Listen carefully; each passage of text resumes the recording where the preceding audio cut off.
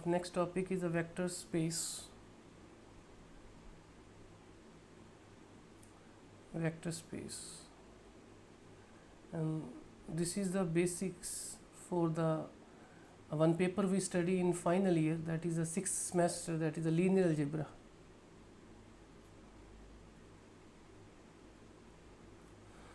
अभी तक आपने रियल लाइन पढ़ी होगी, जैसे real line are, then you have done plane, आपने प्लेन पढ़ा होगा, एक्स एक्सिस वाई एक्सिस, फिर स्पेस पढ़ा होगा, x y and z. Line में जो रियल लाइन है उसमें एक ही पॉइंट होगा, ओनली वन पॉइंट, एक ही डायमेंशन है, ओनली वन डायमेंशन, इसको बोलते हैं R1। और जब हम प्लेन में जाते हैं, दिस इज़ आवर प्लेन, तो यहाँ पे दो डायमेंशंस आ गई, तो इसका मतलब कोई भी पॉइंट अगर यहाँ पे होगा तो उसके पास दो कोऑर्डिनेट होंगे, one is x other is why, यानी कि दिस इज़ एक्स, ये एक्स हो गया और ये वाला वाई हो गया। और जब कोई भी पॉइंट स्पेस में होगा तो उसके पास तीन कोऑर्डिनेट होंगे, क्योंकि तीन एक्सिस आ गई, x y Z.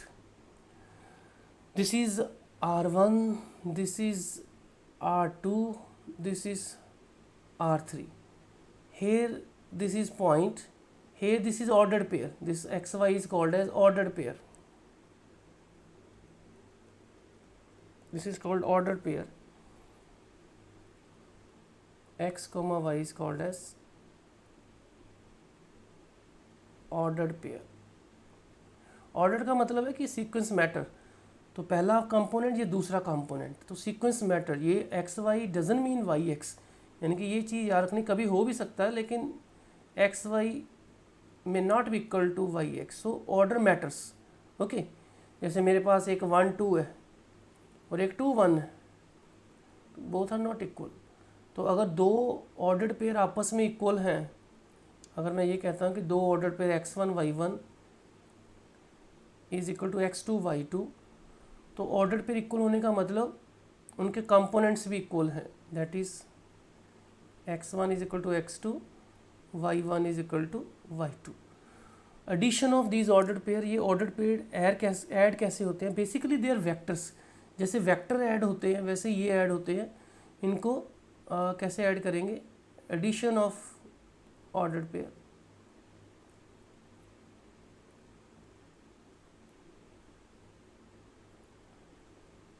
Addition of ordered pair x1 y1 plus x2 y2। जैसे दो वेक्टर को ऐड करके वेक्टर आता है, वैसे ही दो ऑर्डर्ड पेयर को ऐड करके ऑर्डर्ड पेयर ही आएगा। उसका जो पहला कंपोनेंट में पहला कंपोनेंट ऐड होगा, दूसरे में दूसरा ऐड होगा। ओके, और एक चीज़ बड़ी इंपॉर्टेंट है कि multiplication, scalar multiplication, scalar multiplication,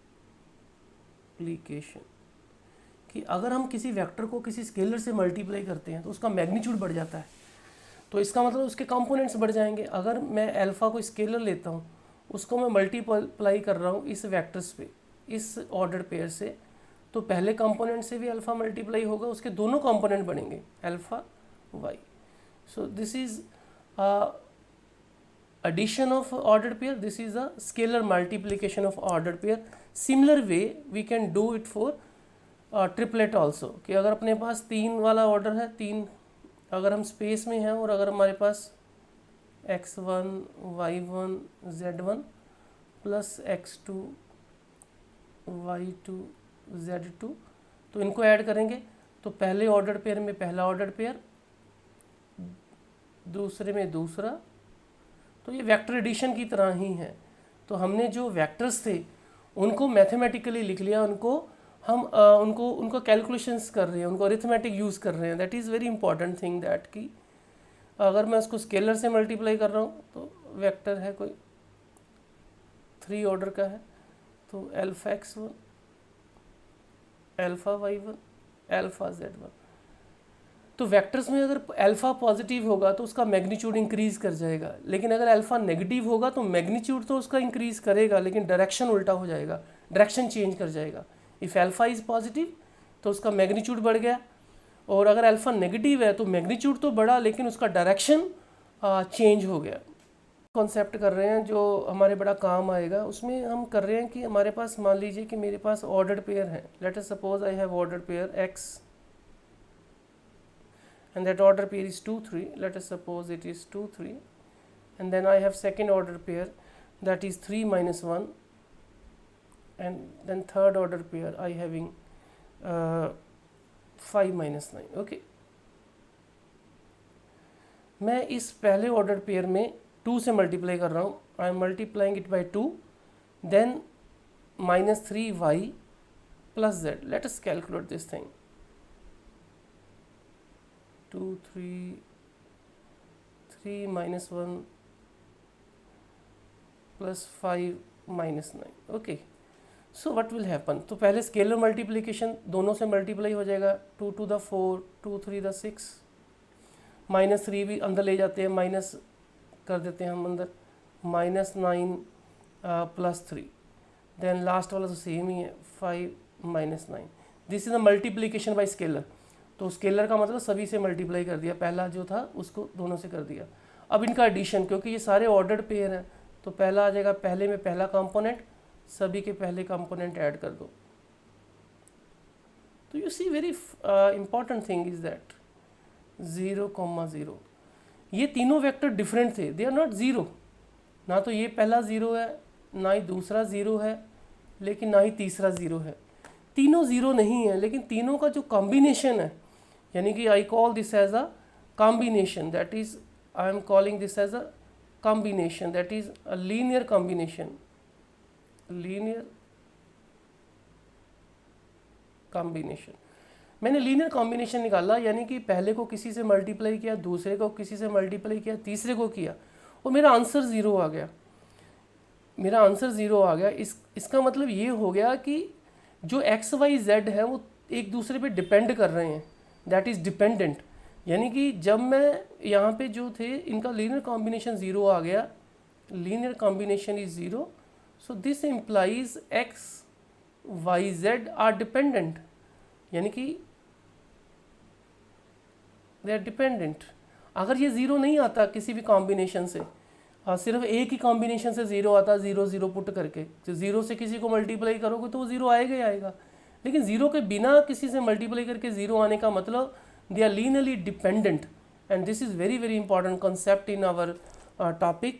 So we must remember that ki if I have vector x, x1, x2, these all are vectors, these x and r n vectors, and I call them, they are linearly independent, they are linearly independent. If I take the linear combination, I take the linear combination with certain scalars. Scalar का मतलब हो गया कि जैसे field के element हो गए 1 2 3 ऐसे करके, तो अगर मैं इनको स्केलर से मल्टीप्लाई करूं और लीनियर कॉम्बिनेशन ज़ीरो आ जाए, linear combination zero, and this implies all the scalars are zero. सिर्फ एक ही तरीके से ज़ीरो आ सकता है कि जब ज़ीरो से मल्टीप्लाई करूं, क्योंकि ये एक दूसरे पे डिपेंड नहीं कर रहे. तो डिपेंड नहीं कर रहे तो सम ज़ीरो आने का मतलब सिर्फ एक ही है कि ये किसी ज़ीरो से इसको मल्टीप्लाई करें, alpha 3 and so on, alpha n is zero, then we call them linearly independent. Linearly independent का मतलब ये सारे इंडिपेंडेंट हैं, सारे अलग अलग हैं, ये एक दूसरे पे डिपेंड नहीं कर रहे. तो ज़ीरो सिर्फ एक ही हालत में आ सकता है कि जब इन सभी को किसी ज़ीरो नंबर से मल्टीप्लाई कर दें, then you can make them zero. Otherwise you can not make the sum zero. जैसे ऊपर वाली एग्जांपल में हमने जो सम ज़ीरो किया था वो क्यों था, क्योंकि वो लीनियरली डिपेंडेंट थे. तो लीनियरली डिपेंडेंट के लिए कंडीशन क्या बनेगा, लीनियरली डिपेंडेंट के लिए अपने पास कंडीशन बनेगा कि if x1 x2 xn are linearly dependent, if the linear combination is zero, linear combination is 0, okay, and not all scalar are 0, not all scalar are 0. सारे स्केलर ज़ीरो नहीं है, कोई ना कोई बच जाएगा नॉन ज़ीरो, यानी कि अल्फ़ा की जो वैल्यू है वो नॉन ज़ीरो है, यानी कि ये एक दूसरे के ऊपर डिपेंड कर रहे हैं, तभी तभी ज़ीरो हो रहा है। यहाँ पे अगर +5 आएगा, यहाँ पे -5 आएगा, तभी इन दोनों का सम ज़ीरो बनेगा, यानी कि ये इसका मल्टीपल होगा तभी। When one vector is a multiple of other than you get a zero.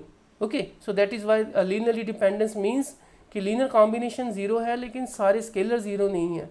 Linearly independent का मतलब है कि उनका लीनियर कॉम्बिनेशन ज़ीरो तभी बनेगा जब सारे स्केलर ज़ीरो हैं।